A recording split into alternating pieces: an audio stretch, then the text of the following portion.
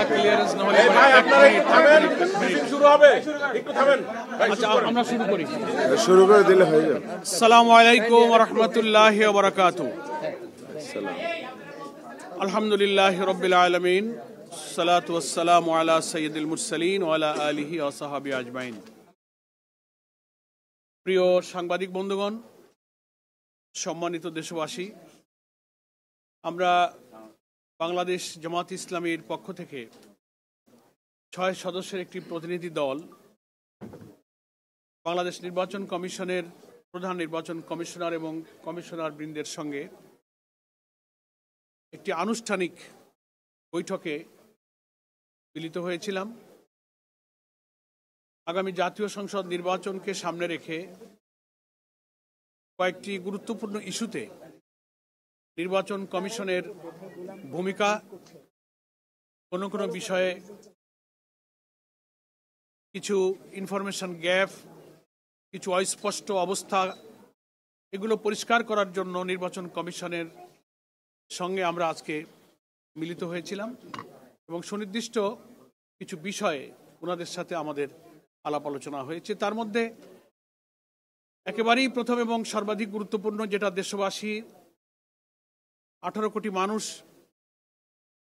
যে নতুন গণতন্ত্রের অভিযাত্রার জন্য অপেক্ষা করছে, সেটা হচ্ছে একটি অবাধ, সুষ্ঠু, স্বচ্ছ, গ্রহণযোগ্য, নিরপেক্ষ জাতীয় নির্বাচন। সেই নির্বাচনের সুনির্দিষ্ট তারিখ ঘোষণা, এটার জন্য জাতি অপেক্ষা করছে। নির্বাচনের ঘোষিত যে টাইম লাইন, আসন্ন রমজানের পূর্বেই নির্বাচন করার ব্যাপারে যে জাতির কাছে সরকার এবং পলিটিক্যাল পার্টি স্টেক হোল্ডার আমরা যারা কমিটেড, নির্দিষ্ট তফসিল ঘোষণার সময়টা একেবারেই পেরিয়ে যাচ্ছে দেখে আমরা এ বিষয়ে নির্বাচন কমিশনের সুস্পষ্ট ঘোষণার সুনির্দিষ্ট সিদ্ধান্ত কি এটা জানবার জন্যই মূলত প্রথম আলাপ আলোচনায় আজকে ইস্যুটাকে আমরা রেজ করেছি। এরপরে আমাদের মধ্যে আলোচনায় স্থান পেয়েছে ভোট কেন্দ্রগুলোতে বিজিবি সেনাবাহিনী মোতায়েন, ভোট কেন্দ্রের নিরাপত্তা প্রসঙ্গ, মাঠ প্রশাসনের নিরপেক্ষতা, যেটাকে আমরা লেভেল প্লেইং ফিল্ড বলছি, প্রশাসনের কর্মরত বড় বড় কর্মকর্তা এবং ইলেকশনের সাথে রিলেটেড অফিসারদের নিরপেক্ষতা নিয়ে যেসব প্রশ্ন উঠেছে সেটা আলোচনার বিষয় ছিল। এরপরে আমরা আলোচনায় অবৈধ অস্ত্র উদ্ধার যে অভিযান, সেটাকে আমরা খুব ইফেক্টিভ দেখছি না। একটা অভিযান নামে চলছে, কিন্তু কার্যকরভাবে এটাকে ফলপ্রসূ করা এবং 5 আগস্টের পর থেকে সারা দেশের থানাগুলো থেকে লুটপাট হয়ে যাওয়া অস্ত্র কী পরিমাণ উদ্ধার হলো, অবৈধ অস্ত্রধারীরা যারা নির্বাচনকে ডিস্টার্ব করতে পারে, ভোটারদের মধ্যে আতঙ্ক তৈরি করতে পারে, তাদের গ্রেফতার অভিযানের ব্যাপারে আমাদের আলোচনা ইস্যু ছিল, আমরা এটা আলোচনা করেছি। আর একটা ইম্পর্ট্যান্ট ইস্যু ছিল প্রবাসী ভোটার যারা এবার ভোট দেওয়ার জন্য সারা দুনিয়াতে প্রায় 1.25 কোটি ভোটার বা তার বেশি রেজিস্ট্রেশন হচ্ছে। এদের ভোটার রেজিস্ট্রেশনের প্রক্রিয়াটা আমরা যারা প্রবাসের সাথে যোগাযোগ রাখছি, সফর করছি, সে প্রক্রিয়াটা তারা অনেকে জটিল মনে করছে। এনআইডি, পাসপোর্ট, কোন কোন প্রয়োজনীয় ডকুমেন্টস না হলে এটা হতে পারছে না। এটাকে আরও কতটা মিনিমাম সহজ করে আমাদের প্রবাসী ভোটারদের ভোট প্রদানের ব্যবস্থা করা যায়, সেটা নিয়ে আমাদের আলোচনার বিষয় ছিল। ভোট কেন্দ্রে সিসিটিভি ক্যামেরা স্থাপন, নিরপেক্ষ ভোট, সুষ্ঠু ভোট গ্রহণের জন্য একটা অন্যতম ইস্যু। এটা আমরা আগেও জামাত ইসলামীর পক্ষ থেকে কয়েকবার দৃষ্টি আকর্ষণ করেছি। ওনারা কথা দিয়েছিলেন, ওনারা বলেছিলেন এটা একটা কস্টলি ইস্যু। আমরা এই ব্যাপারে সরকারের প্রচুর অর্থ বিভিন্ন কাজে ব্যয় হয়। আমরা বলেছিলাম যে একটা জাতীয় নিরপেক্ষ নির্বাচন, গণতন্ত্রের, দেশের শান্তি শৃঙ্খলা নিরাপত্তা এবং নির্বাচিত জনপ্রতিনিধির কাছে ক্ষমতা হস্তান্তরের জন্য এর চেয়ে গুরুত্বপূর্ণ আর কিছু হতে পারে না। এখানে অর্থ ব্যয় করা প্রয়োজনে অনেক ডোনার এজেন্সি, ডোনার কান্ট্রির কাছে সহযোগিতা চাওয়া যায়। আমরাও কিন্তু এই সমস্ত ব্যাপারে অ্যাপ্রোচ করেছি বিভিন্ন জায়গায়। তো সেই সিসিটিভি ক্যামেরা স্থাপন সম্পর্কে এগুলো আমাদের মধ্যে আলোচনার বিষয় ছিল। এবং আইন শৃঙ্খলার যে মাঝে মাঝে গুরুতর অবনতি আমরা দেখছি, একটা দলের সবার উপরে অন্য দলের হামলা, ইভেন নারীরাও তাদের ভোটের কাজে, ভোটার সমাবেশে, গণসংযোগে গিয়ে তারাও নির্যাতিত, নিপীড়িত হচ্ছে, হামলার শিকার হচ্ছে, আহত হচ্ছে। এই সব পরিস্থিতি নিয়েই আমরা মূলত নির্বাচন কমিশনকে এখনই সিরিয়াস না হলে তফসিল ঘোষণার পর নির্বাচন কতটা সুষ্ঠু হবে, কি কি আশঙ্কা আছে, কিভাবে ওনারা চ্যালেঞ্জ ফেস করবেন, সে ব্যাপারে ওনাদের কি গৃহীত ব্যবস্থা, কি পদক্ষেপ ওনারা নিচ্ছেন সুনির্দিষ্ট সুস্পষ্টভাবে সেগুলো বুঝবার জন্যই মূলত আজকে আমরা 6 সদস্যের এই প্রতিনিধি দল বৈঠক করেছি। আমার সঙ্গে যারা ছিলেন প্রায় সবই আপনাদের পরিচিত। আমাদের সহকারী সেক্রেটারি জেনারেল মাওলানা এটিএম মাসুম, আমার ডান দিকে ডক্টর এইচ.এম. হামিদুর রহমান আজাদ, সহকারী সেক্রেটারি জেনারেল, মতিউর রহমান আকন্দ, আমাদের প্রচার মিডিয়া বিভাগের সেক্রেটারি, এহসানুল মাহবুব জুবায়ের, আমাদের অ্যাসিস্ট্যান্ট সেক্রেটারি জেনারেল প্রচার মিডিয়া বিভাগের প্রধান, অ্যাডভোকেট জসিমউদ্দিন সরকার, আমাদের ইলেকশন কমিশন এবং লিগ্যাল এইড এবং লয়ার্স ফোরামের উনি সভাপতি। এই 6 জন আমরা এখানে আজকে এই প্রতিনিধি দলে উপস্থিত ছিলাম। তো দীর্ঘ আলোচনা হয়েছে প্রায় 1.5 ঘন্টার মতো। আলোচনায় প্রধান নির্বাচন কমিশনার সহ কমিশনার বৃন্দ যথেষ্ট আন্তরিকতা এবং তাদের গৃহীত পদক্ষেপগুলো সম্পর্কে আমাদেরকে যথাসাধ্য ব্রিফ করার চেষ্টা করেছেন। সন্তোষজনকভাবেই আমরা আলোচনার শেষের দিকে পৌঁছেছি। কিছু কিছু বিষয়ে আমরা আরও কোয়ারি করেছি, নতুন কিছু পরামর্শ আমরা দিয়েছি। ওনারা অনেক পরামর্শ চেয়েছেন।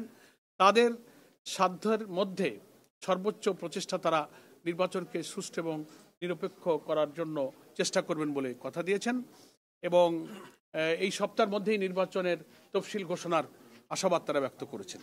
এ ব্যাপারে সুনির্দিষ্ট সিদ্ধান্ত তাদের হয়েছে।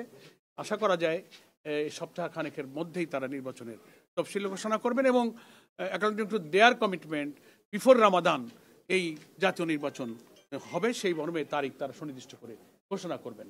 এটাই মেইনলি আমাদের আজকে ডেলিগেশনের আলোচনার মূল প্রতিপাদ্য ছিল। তফসিল ঘোষণা তো সময় না, এই মানে চলতি সপ্তাহে হবে। সেক্ষেত্রে আপনি লেভেল প্লেইং ফিল্ড বলতে যেটা বুঝি সেটা আপনি মানে মনে করছেন কিনা, নিশ্চিত হয়েছে কিনা? এক দ্বিতীয়ত হচ্ছে আরেকটা হচ্ছে যে কমিশন সিদ্ধান্ত নিয়েছে যে কোনো বেসরকারি ব্যাংক থেকে নির্বাচনী কর্মকর্তা নিয়োগ দেওয়া হবে না। এই সিদ্ধান্তকে আপনারা কিভাবে দেখছেন? প্রথম কথা হচ্ছে যে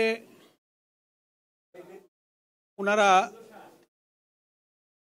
নির্বাচনের লেভেল প্লেইং ফিল্ড সম্পর্কে নিশ্চিত করতে পারেননি এবং পারেননি যে বিদ্যমান প্রশাসনিক অবস্থার কিছু তথ্য প্রমাণ স্পেসিফিক আমরা ওনাদের সামনে তুলে ধরে বলেছি যে এই অবস্থা থাকলে এটাকে আমরা লেভেল প্লেইং ফিল্ড হিসেবে গ্রহণ করব না, সুনির্দিষ্টভাবে আপনাদেরকে পদক্ষেপ নিতে হবে এবং after declaration of schedule election কমিশনের কাছে সব এখতিয়ার চলে আসবে প্রশাসনকে যথাযথভাবে নিরপেক্ষ রাখা, প্রয়োজনে রদবদল করা। এখন তো একটা প্রশাসনিক রদবদল হয়েছে।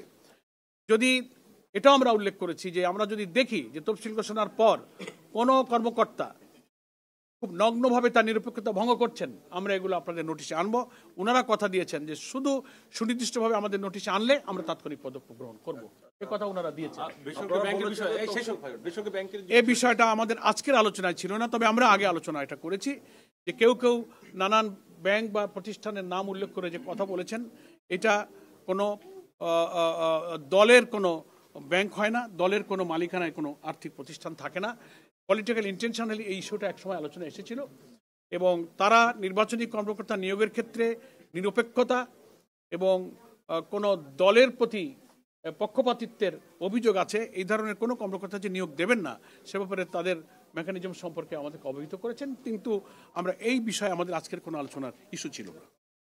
কর্মকর্তার বিষয়ে কোনো আলাপ হয়েছে না, এখানে আজকে আপনারা একজন বলেন, একজন আপনারা বলেছেন যে তফসিল ঘোষণার সময় পেরিয়ে যাচ্ছে, আপনাদের যে কল্পনা সেটা সম্পর্কে জানতে এসেছে। আপনারা কি মনে কোনো রকম আশঙ্কা ফিল করছেন যে নির্বাচন ডিলে হওয়ার? আশঙ্কা আমরা এখন ফিল করছি না। ওনারা যে কথা দিলেন আমাদের, ওনাদের সিদ্ধান্তের যে কথা জানালেন, তাতে আমরা ওনাদের উপরে আস্থা রাখতে চাই যে ওনাদের এই কথার উপরে ওনারা ঠিক থাকবেন এবং এই ডিসেম্বরের দ্বিতীয় সপ্তাহের অনাস্থা নিয়ে আমরা আসিনি, কিন্তু জাতি মনে করছিল তাদের কমিটমেন্ট অনুযায়ী নির্বাচনের তফসিলটা ঘোষণা হয়তো হয়ে যাবে, সে সময়টা যেন পার হয়ে যাচ্ছে। দ্যাট ইজ হোয়াই আমরা এইটাকে পরিষ্কার করার জন্য, সংশয় নিরসনের জন্য অনেকগুলো ইস্যুর মধ্যে এটাকে আমরা আজকে এমফাসিস দিই। মানে ইসির উপর পূর্ণ আস্থা আছে আপনাদের? আছে, আমরা আস্থা রাখতে চাই। ভাই, কোনো রাজনৈতিক দল বা কারো অসুস্থতা কোনো কারণে নির্বাচন পিছিয়ে যেতে পারে এমন সংখ্যা আপনাদের আছে কিনা, এই বিষয়ে আপনারা তুললেন কিনা? না, এমন কোনো প্রসঙ্গ আজকে আলোচনায় স্থান পায়নি। সংখ্যা আছে কিনা? আমরা কোনো আশঙ্কা করি না, কারণ আমরা নির্বাচন তো একটা ভিন্ন জিনিস, এটা আইনের বিষয়, ঠিক আছে না? এটার সাথে অন্য কিছুকে রিলেট করা যাবে না। জাতির প্রত্যাশা, এটা একটা বিশাল সাংবিধানিক আইনগত বিষয়। সিসি ক্যামেরার বিষয়ে কি বলেছেন আপনাদের? সিসি ক্যামেরার বিষয়ে আমরা ওনাদেরকে বলেছি যে এ ব্যাপারে আপনারা পদক্ষেপ গ্রহণ করুন। ওনারা খুব সুনির্দিষ্ট কথা এখনো বলে পারেননি। এখানে বিরাট অর্থ বিনিয়োগের প্রশ্নটা ওনারা আমাদের আগের মিটিংও আমরা বলেছি, আপনারা সরকারকে বলেন, অনেক দাতারা এ ব্যাপারে সাহায্য করতে চায়, আপনারা বলেন, এ ব্যাপারে আমরা বলেছি।